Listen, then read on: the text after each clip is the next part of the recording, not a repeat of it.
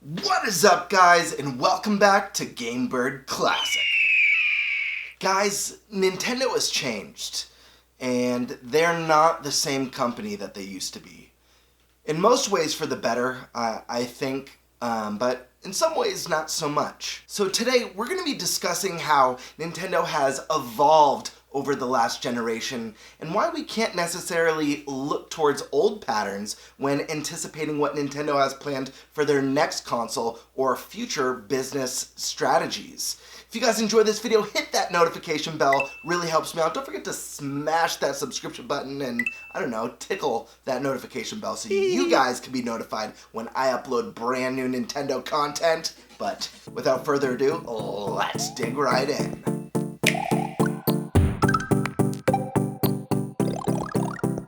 Nintendo has always been a pioneer in the gaming industry, known for its innovative ideas and unique approach to gaming experiences.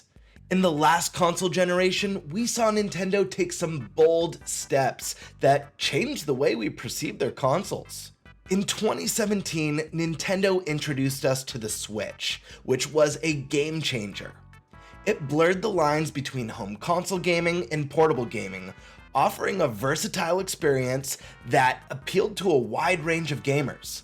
The ability to seamlessly switch between playing on the TV and taking the console on the go revolutionized the way we play video games. Little Wii throwback for ya. But what sets Nintendo apart is their constant drive for innovation. From motion controls with the Wii to the dual screen experience with the DS. Nintendo has always pushed boundaries. The success of Switch proved that innovation is key to staying relevant in a rapidly evolving industry. And sure, it's not always a hit. The Wii U is definitely a testament to that. But I'd argue that bad branding / messaging and a concept that was, in my opinion, a generation ahead of its time was mostly to blame for that. However, as we look to the future and Nintendo's next home console, it is crucial not to fall into the trap of expecting old patterns to repeat themselves. Nintendo has a history of surprising us with new ideas, and assuming they'll stick to traditional norms could lead to missed opportunities. When I think of past patterns, I think about a Nintendo that wouldn't dare let outside companies make games with their most beloved IP. Games like Hyrule Warriors, or Mario plus Rabbids Kingdom Battle, or Starlink Battle for Atlas featuring Fox McCloud, just to name a few. And if you had told me during the Wii U days that Nintendo was going to bring their IP to the big screen with a live-action Zelda movie and an animated Mario movie starring Jack Black and Chris Pratt, well, I would have thought you were nuts. Don't even get me started on Super Nintendo World at Universal Studios, an actual childhood dream come true.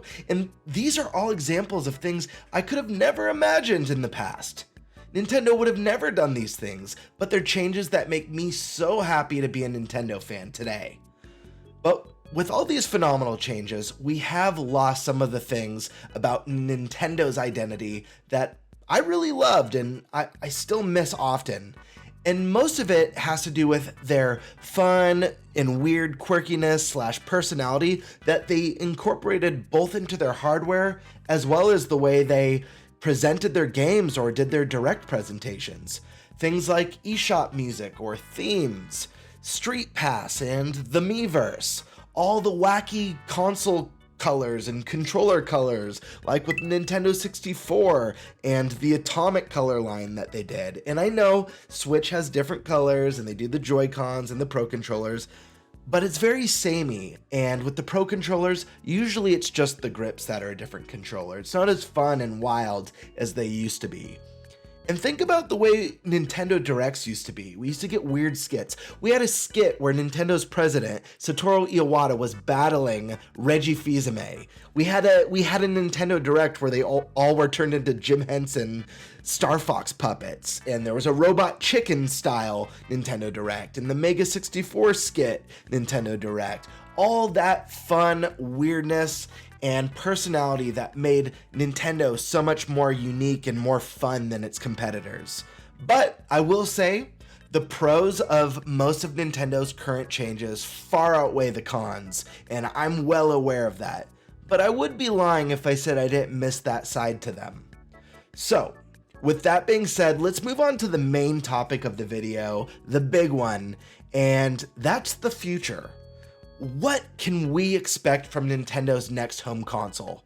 Speculation right now is rampant. There's literally Switch 2 madness online. People are going crazy with rumors of enhanced graphics capabilities, a larger screen, improved Joy-Cons.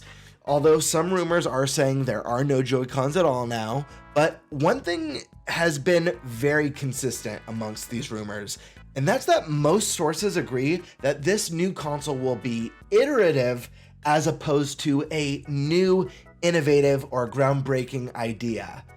Basically, that translates to a more powerful Switch. And for me, this is so odd because, again, if you had asked me earlier in this console generation, if you had asked me if I thought the next console would basically be a Switch 2, I would have said no way. I would have never believed it. It did not fit their past patterns. It did not fit the Blue Ocean strategy.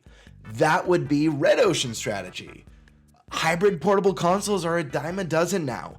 Everyone's making one. Surely Nintendo would want to innovate, whether it's adding a second screen, which would allow DS and 3DS games on the NSO, or it would give better quality of life improvements that two screens could bring to games, like how we saw with Wind Waker and Twilight Princess HD, that had the map on the second screen or the menus and items, just made the overall experience that much better. Or maybe their next console would be an entirely new idea to which, we'd never expect in a million years, as Nintendo has often done. However, I have to remind myself that this is a new Nintendo. They've changed. They're not the same as before. They have a new president now, Shintaro Furukawa, who will be leading Nintendo's next vision with their home console. The first person to lead a new console since Iwata, who basically led the company from the Wii and DS days up into the Switch. One thing is for sure though, Nintendo will continue to prioritize fun and unique experiences over raw processing power. That I can definitely guarantee you guys. Nintendo's evolution over the last console generation has been remarkable, and I cannot wait to see what they do next. Folks, I'll see you all on the next GameBird Classic. Peace.